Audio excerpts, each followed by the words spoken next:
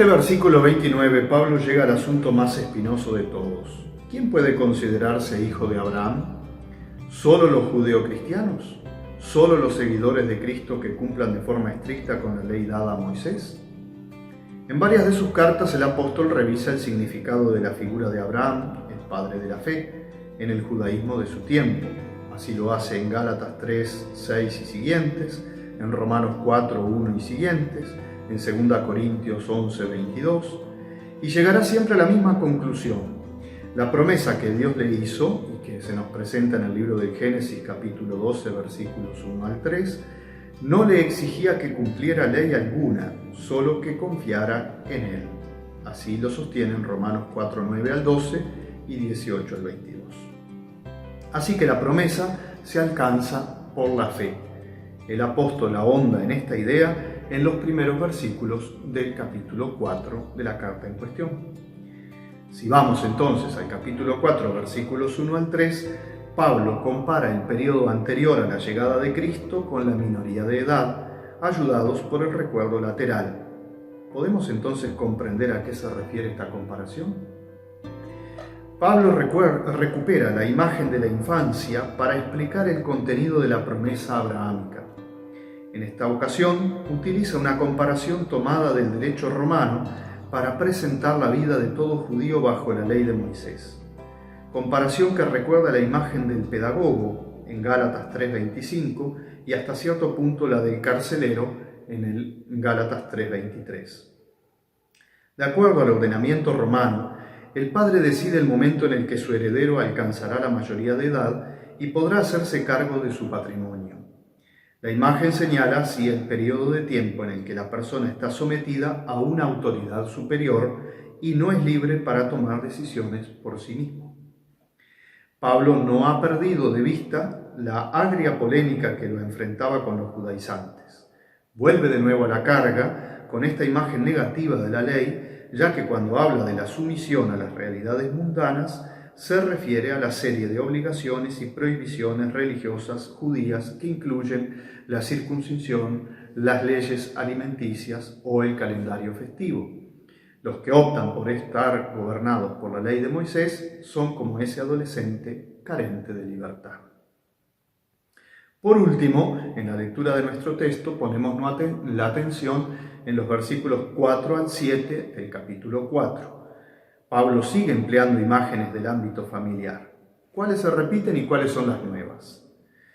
Pablo emplea un lenguaje muy solemne, habla de la plenitud de los tiempos para referirse al momento histórico que Dios consideró oportuno para la encarnación de su Hijo.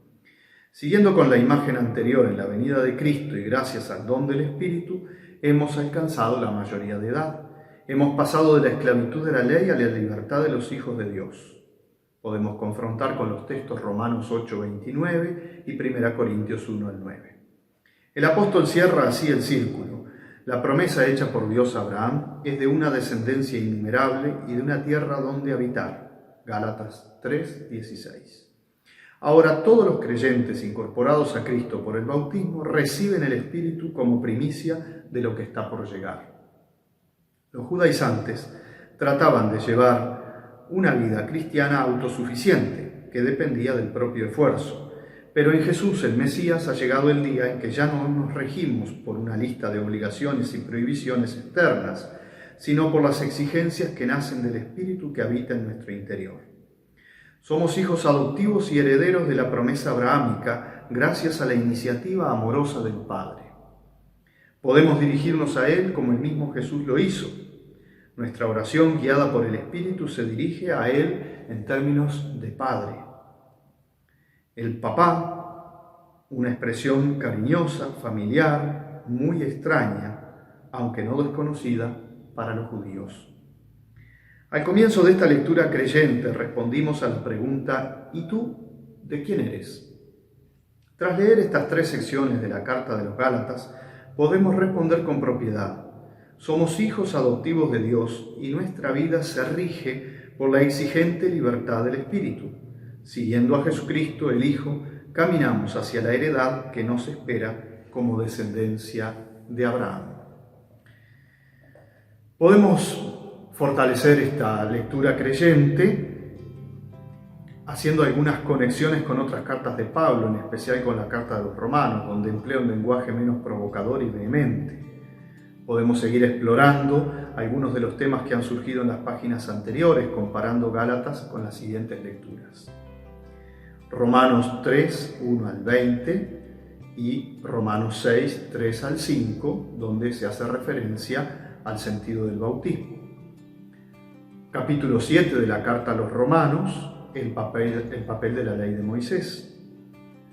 Romanos 12, 4 al 5, la unidad de Cristo expresada en su iglesia, que también podemos confrontarlo con la primera carta a los Corintios, capítulo 12, versículos 12 al 27.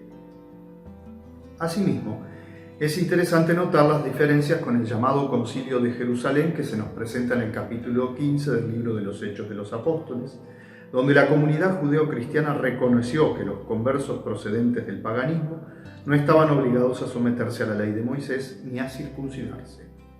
No obstante, se consideró conveniente que las iglesias de Antioquía, Siria y Cilicia adoptaran ciertas costumbres para no escandalizar a los posibles conversos.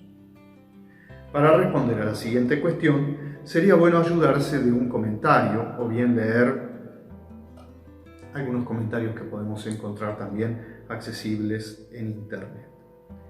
Comparemos Hechos 15, 1.35 con Gálatas 2, 1.10 y preguntémonos, ¿cuáles son las costumbres que se pide a determinadas iglesias en favor de la convivencia?